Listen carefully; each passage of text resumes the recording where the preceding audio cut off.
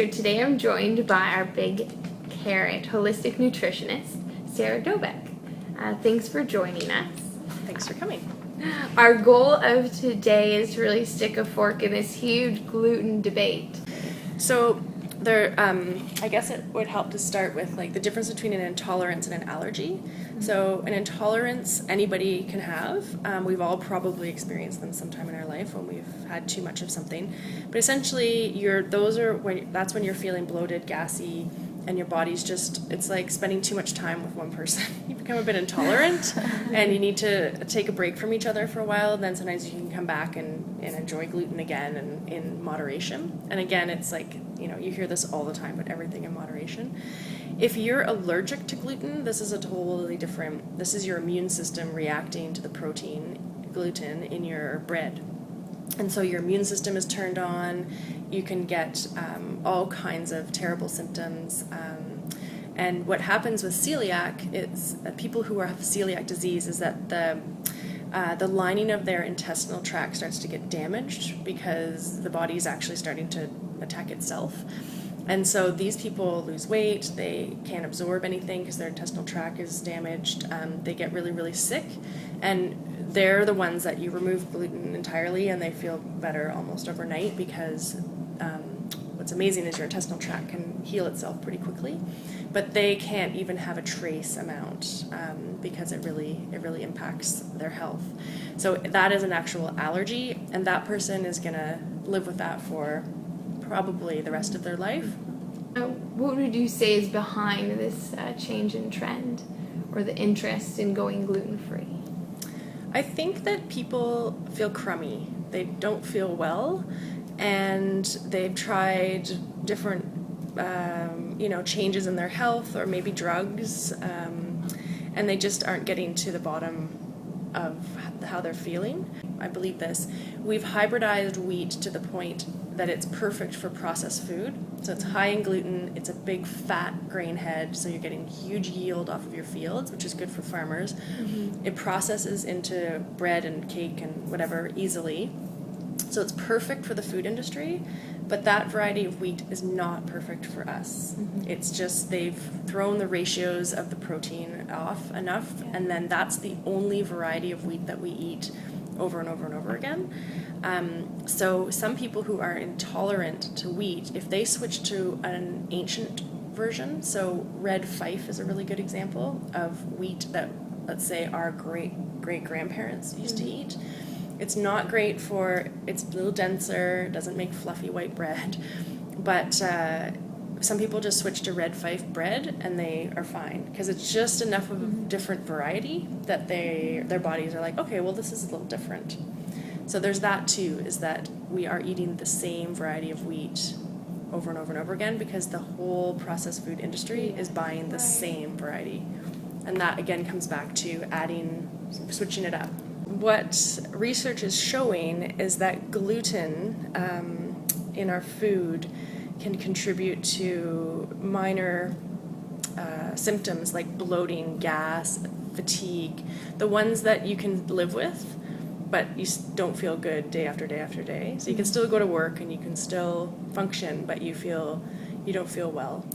And so by looking at what people were eating, we sometimes find that there's an intolerance or an allergy sometimes, and gluten seems to be a pretty big one. If someone is feeling these symptoms, it's a good trigger to them to consider experimenting with gluten in their diet or trying to remove gluten.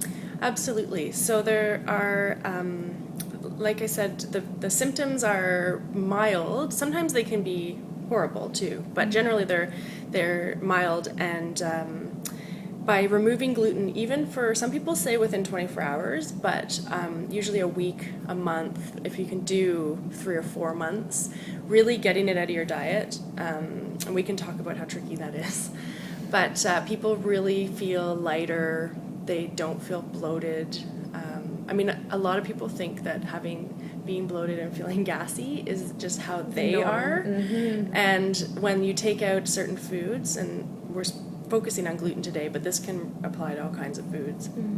All of a sudden they don't feel like that every day, and it just makes a huge difference. So there's no harm in experimenting with taking gluten out of your diet. Let's discuss for a moment what exactly is gluten. Sure.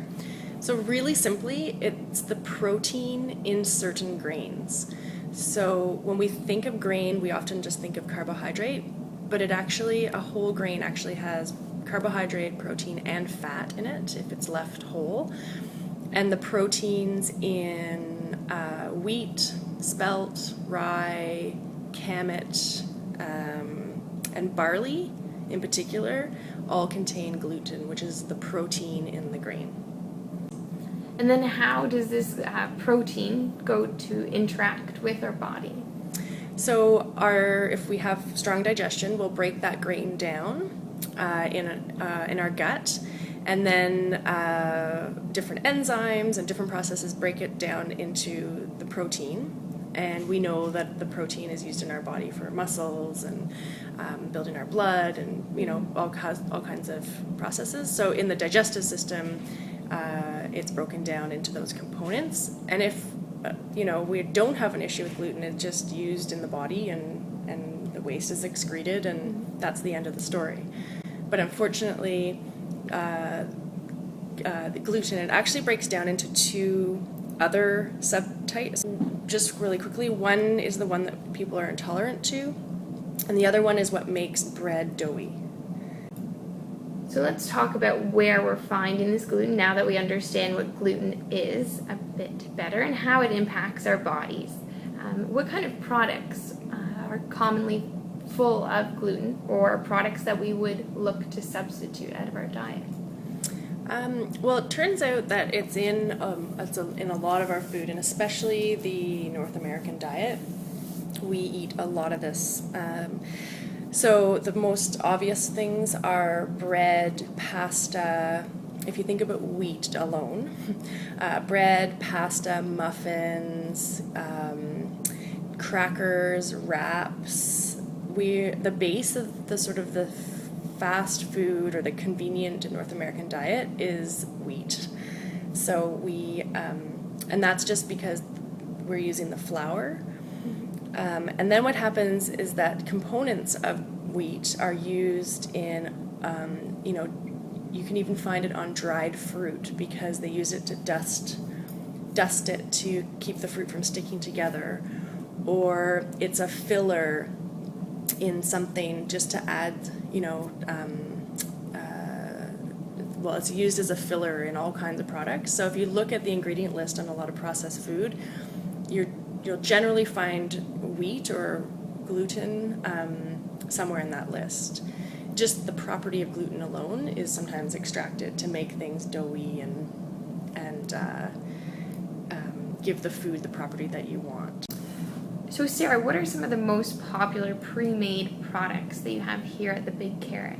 So the number of pre-made products is just growing and growing every day. One in particular, people really like the Mary's gluten-free crackers. There's another brand called Enjoy Life, and their whole purpose is to remove all the common allergens from treats and crackers, and particularly for parents who have kids who have a lot of allergies. So they're egg-free, dairy-free, gluten-free, sugar-free. Wow, your one-stop shop. Yeah, so that's a really popular line because parents don't have to read the label. Yeah. What would you consider some of your most popular fresh products to be? Well, fresh is interesting because when we talk to people about any health change, we always guide them towards whole foods. So if freshest is the produce section, right? Yes. And then you don't have to worry about gluten at all. So there's not much to worry about in anybody's produce section. But we do have, I think I mentioned earlier, like the treats that are made with coconut and dates, and they're cakes and treats and those sorts of things that are actually fresh and in the fridge because they don't last long because they're actually real food. That's an interesting thing to wrap your mind around. My food's not lasting very long. You might be upset by that for a moment, but it does trigger you to think about the quality of the food and how naturally food would degrade over time, rather than us with this expectation that our food should last 2 to 3 weeks in a fridge. have to ask this question. Mm-hmm. What are the downfalls of a gluten-free diet? So that's a great question because anybody who makes a food and has it on the shelf and it's gluten-free is now labeling it. Mm-hmm. So people are starting to associate gluten-free with healthier, and that's not always the case because in order to make, for example, your bread look and taste like your Wonder Bread or your processed bread, a lot of other things have to be added. So there's a lot of potato starch and maybe soy protein and xanthan gum and sugar.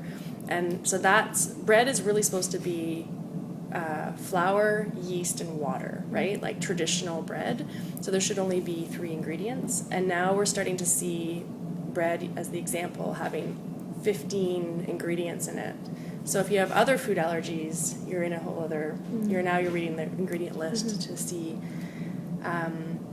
what else is in your food. But some gluten-free cookies are still cookies at the end of the day, right? So they're going to have sugar and possibly coloring. So there's a bit of a misconception that gluten-free equals healthier, and it can, but you have to know your products, and you really have to start to understand what you're eating. So thank you for tuning in with Sarah Dobec, our holistic nutritionist from the Big Carrot, and myself, Emma Glovcheski, exercise rehab specialist with Vital Steps and MedFit Rehab. We hope you try to experiment with a gluten-free or gluten-less diet in the future. Tune in for more on our wellness series to come.